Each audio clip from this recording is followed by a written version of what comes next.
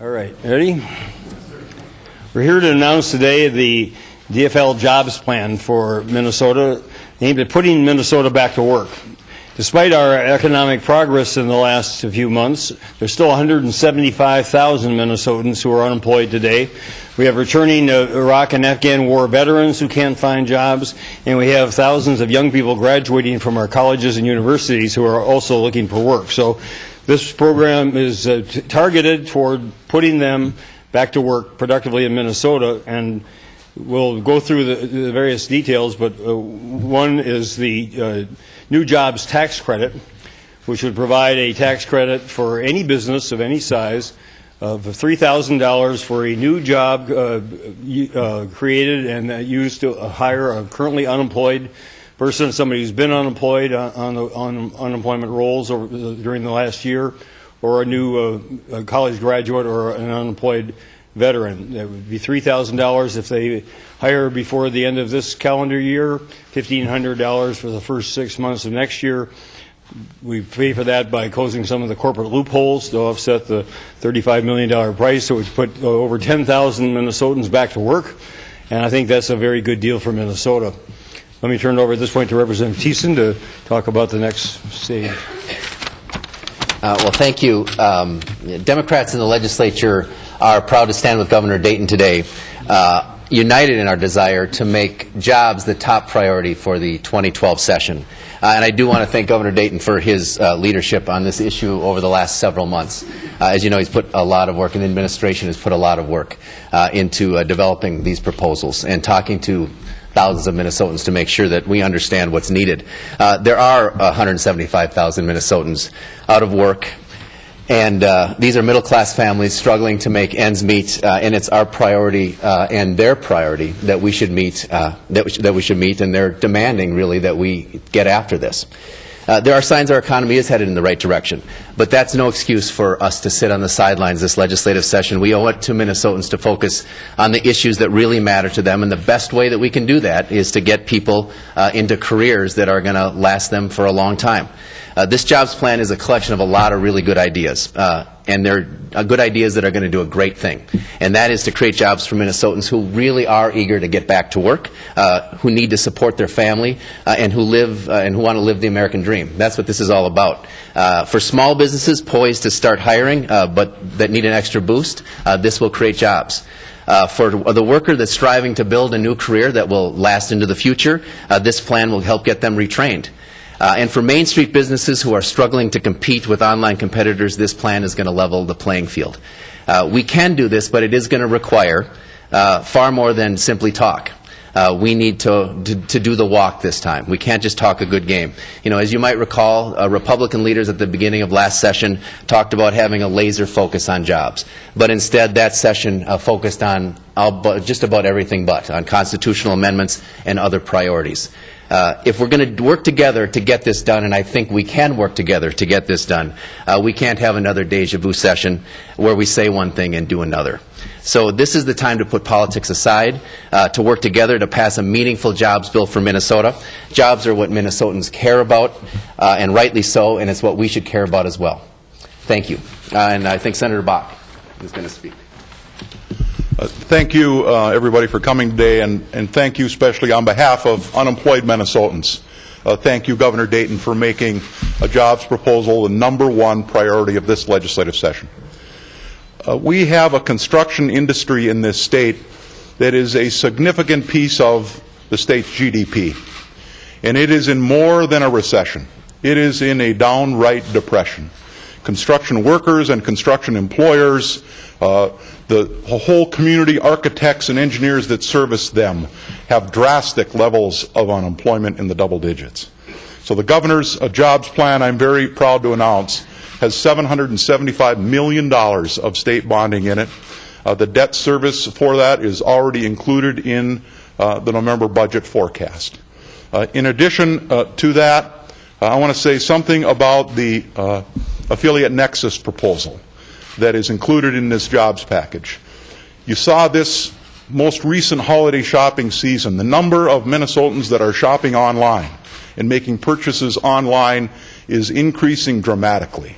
And as more and more of those sales go outside of this state, our Minnesota employers with bricks and mortar here are at a huge competitive disadvantage with online retailers who don't have stores here.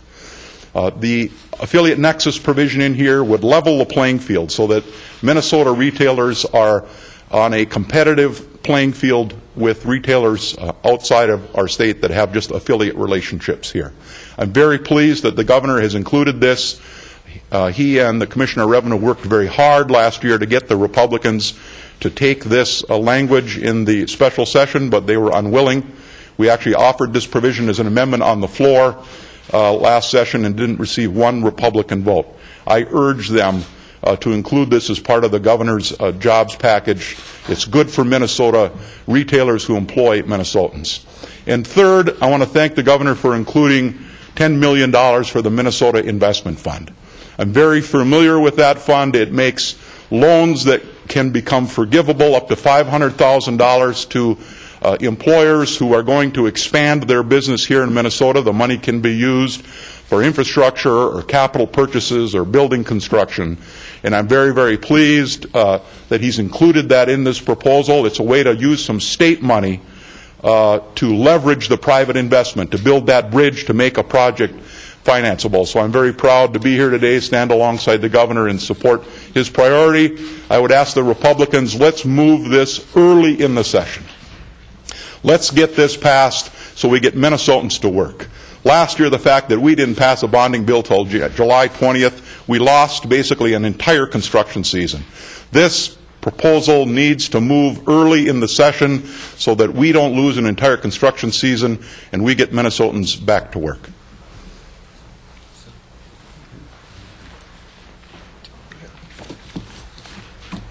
Well, I'm Representative Tim Mahoney. I'm the lead DFL on the Jobs Committee over in the House. And I wanted to thank Governor Dayton and the leadership here and all the people that have worked on these ideas for the last few weeks and months. We've tried to pull together some of the best ideas we possibly can, and it's already been spoken to on a couple, the tax credit for hiring new employees, the Minnesota Investment Fund, which the Senator neglected to put into effect that they created 900 jobs since June and saved another 900 jobs. This is probably the cheapest investment we can make. We also have in here the opportunity grants for workers trying to get education to upgrade their skills so that the person that's pushing the broom becomes the operator of the machine, and that operator of the machine makes $20,000 more. That way that man or that woman can feed their family, can take their family on that vacation. This is a way that we can start filling the skills gap that we heard so much about at the Governor's Jobs Summit. It was talked about the sales tax on internet sales. We also have, I'll just leave it at that. I'll just leave it at that. But what I will say, and I hope my Republican colleagues, both leadership and day-to-day members, understand that there's not a dumb idea on job creation in the state of Minnesota. We have 175,000 people that are unemployed. We have 60,000 jobs that we have a job skills gap for. We need to start moving forward. We cannot rest on our laurels anymore. We have 19 Fortune 500 companies. They need the people that have the skills. We have another 600 good-sized companies that need people with good skills. This jobs program does that. So, thank you.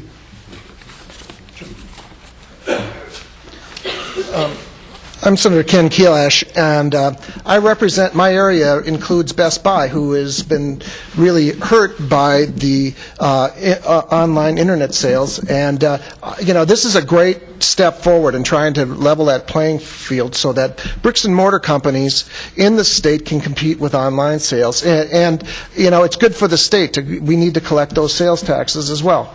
The other thing is that I'm also a building trades member, and our members have been hurting for a long time. And while the bonding bill, the Republicans seems to think it's a make-work bill, but it's much-needed infrastructure that the state, and repairs and upgrades that the state needs and has needed for a long time. so it's deferred maintenance, and it's good for the jobs, it's good for the folks going back to work, it's good for the state.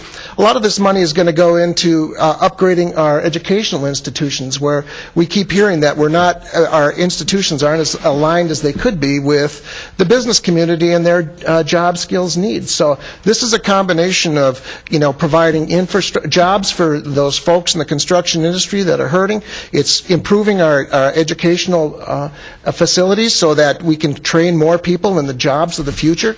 And it's also an opportunity to help our local businesses find the skilled workers that they need and get them hired and get them started on the road and get these folks off of unemployment and in the workforce, providing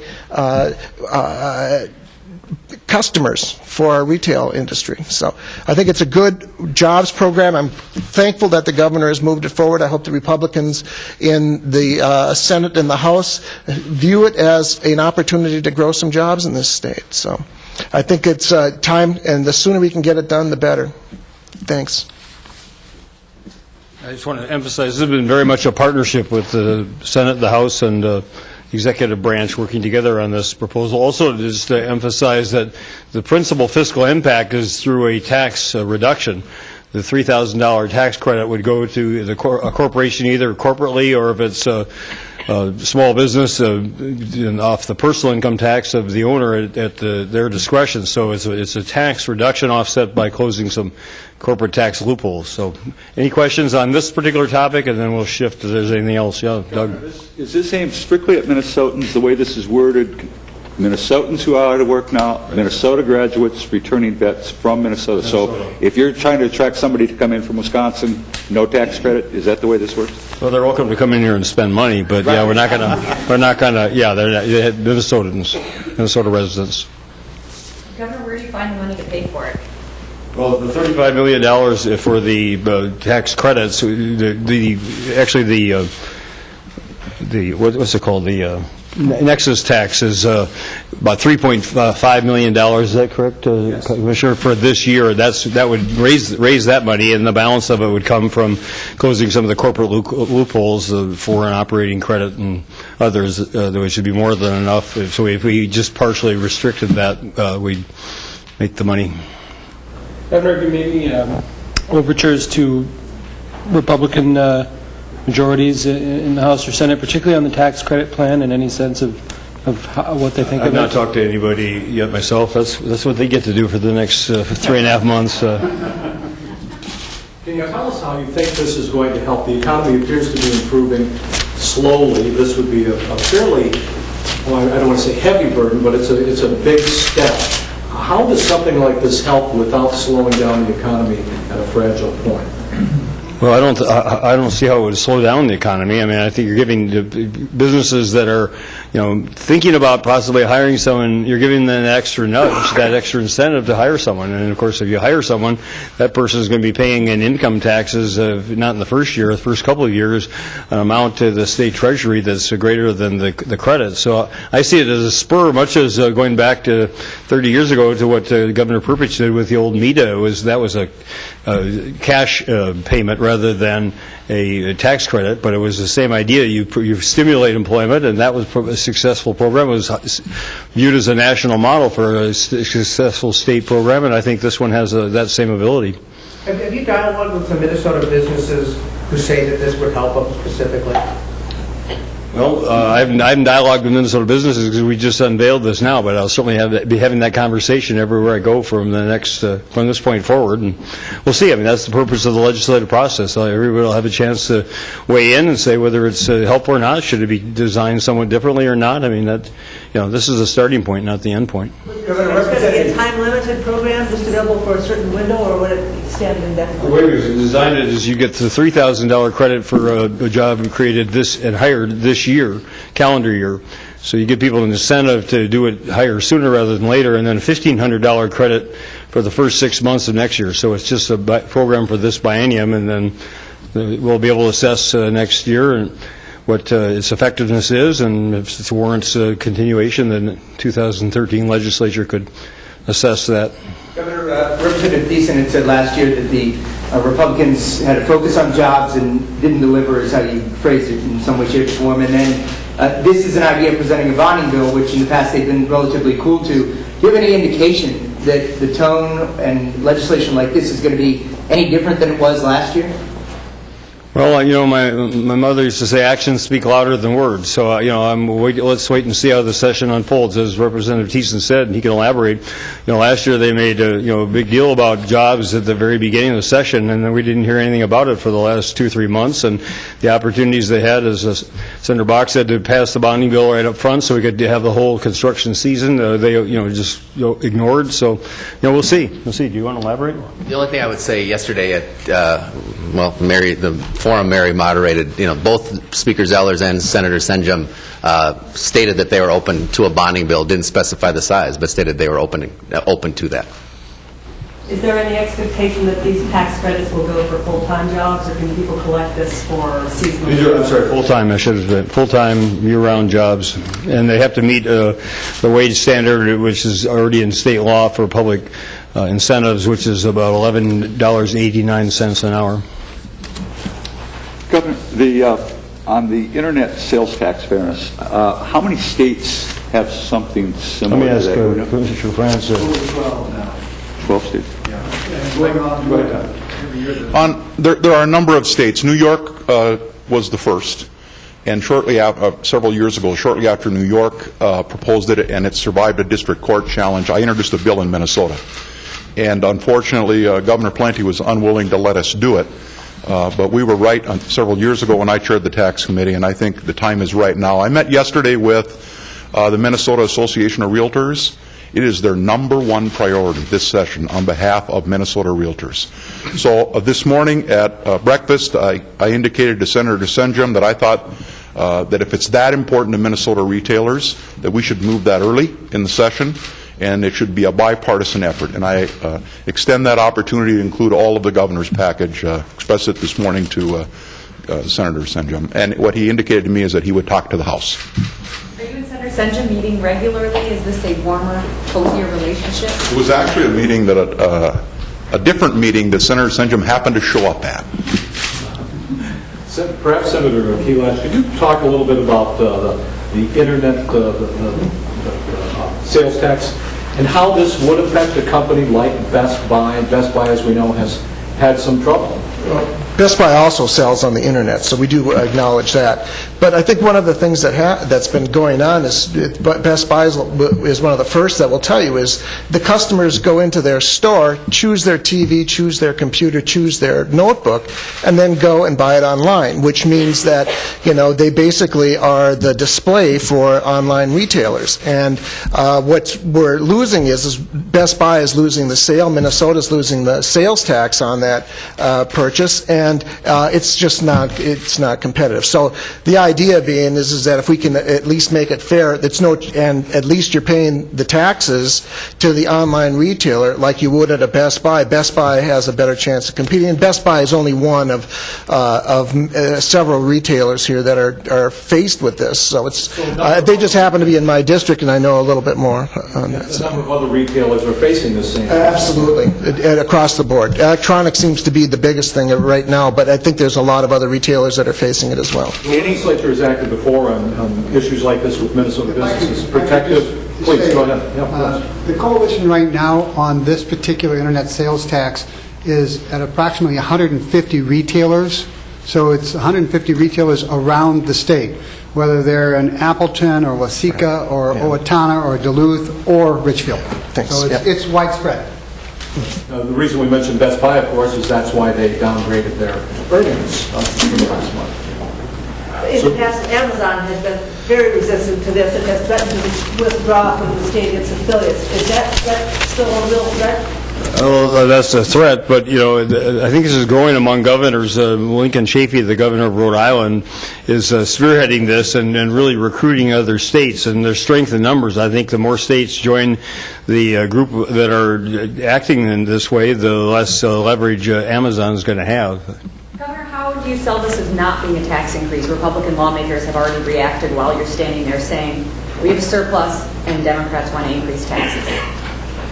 Well, that's the standard line, so, but in fact, we're offering a tax reduction for small businesses, medium-sized businesses, Minnesota businesses that are creating jobs of $35 million, and we're offsetting that by closing some corporate loopholes. Closing the Nexus tax would, as people have been saying, would level the playing field for other Minnesota businesses, and that gains revenue. So, if they want to hide behind that the whole session, and as an excuse to do nothing, to put 175,000 Minnesotans back to work, then they should have to explain that to the 175,000 Minnesotans. Any other questions on the jobs plan? Thank you, guys. Don't leave anything on anything else. They were arm wrestling who was going to get the handle of the Shakopee Stadium question. Representative Thissen, actually, I do have a question for you. There have been allegations against Representative Steve Smith regarding a possible extramarital affair that he had with a subordinate. Will your caucus seek ethics charges in that case? I don't think we know what. I think Representative Smith has denied that it happens. We don't have any information on it right now. Were you aware of it before? I saw it on your TV station. So yes, that's the first I heard of it. And Governor Dayton, have you ever met with Steve Smith about him switching parties? I met with him at his request 2 or 3 weeks ago, but that subject did not come up. We just talked. He showed me his list of legislative accomplishments. I think he still was rankled by having been removed as a chair of a committee in the House, and we just talked about a few other things generally, but we did not talk about anything to do with party or politics. Did you talk about why he'd been removed from the chairmanship? I didn't know. I didn't ask. Was he presenting you with a resume to work for you? Or? No, he was just, legislators want to meet with me for a variety of reasons, and I accommodate them all, and I think it was just sort of, get to know you session, but nothing was discussed in terms of jobs or politics or parties. And Senator Bakk, does the DFL caucus in the Senate intend to file ethics charges for the situation over there? I haven't had that discussion with caucus members yet, but I have told Senator Senjum that I'm not interested in turning the improprieties in the Republican caucus into a partisan battle. I do want to, in my letter I sent to him, I indicated that I would like them to internally within their caucus resolve all the unanswered questions. And if you go back and look at a little bit of the history, the Democrats had some ethical problems back when I was in the Senate, back when I was in the House. Democratic members of the Senate. You know who filed the ethical complaint? Roger Moe, against his own members of the Senate, because he wanted to clear the institution and get all the facts out. And Roger Moe did that against members of his own caucus. And I think Senator Senjum needs to have a conversation with his caucus members about let's get everything out so we can move beyond this, much like Roger Moe did years ago when the Democrats faced the same kind of an issue in the Senate. We just have a couple minutes, so if you have questions for the governor on other topics. No? We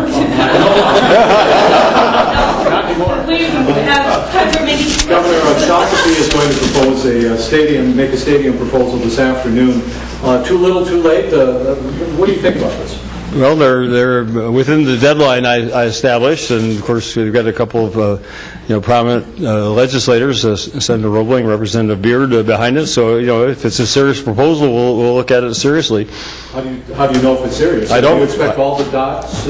I don't know. I haven't. All I know is what I just read online. Over the last hour or so, and so I don't know any more about it than that. I had no forewarning that they were going to come ahead with this, so but that's their prerogative. So we'll look at it 5 o'clock tomorrow and see what it looks like. Are you hearing about any other stadium proposals? Not in Minnesota.